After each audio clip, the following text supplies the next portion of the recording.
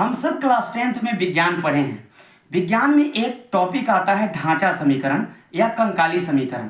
क्या आप जानते हैं कि कंकाली समीकरण क्या होता है? तो चलिए समझते हैं।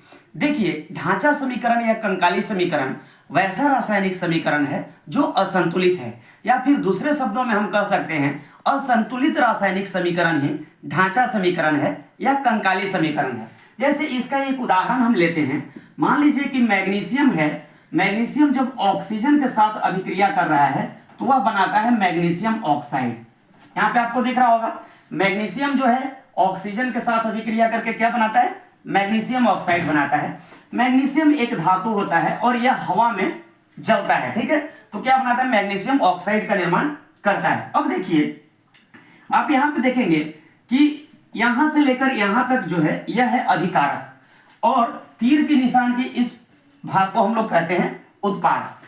अभिकारक में मैग्नीशियम की संख्या जब हम लोग गिनते हैं, अभिकारक की तरफ तो 1 है, उत्पाद की तरफ भी 1 है, लेकिन ऑक्सीजन की संख्या देखिए, यहाँ पे ऑक्सीजन जो तत्व है इसका जो परमाणु संख्या है यहाँ पे कितना है? 2 है, जबकि उत्पाद की तरफ इसका परमाणु संख्या कितना है?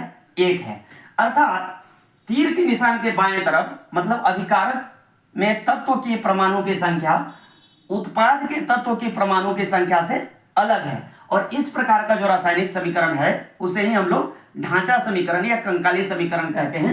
बाद में इसको हम लोग क्या करते हैं? संतुलित कर लेते हैं। मैं आशा करता हूं आपको समझ में आ गया होगा। यदि आपको समझ में आ गया है तो प्लीज सब्सक्राइब कीजिए। मैं क्लास 10th के लिए ही सीरीज लेके आ रहा हूं। Thank you.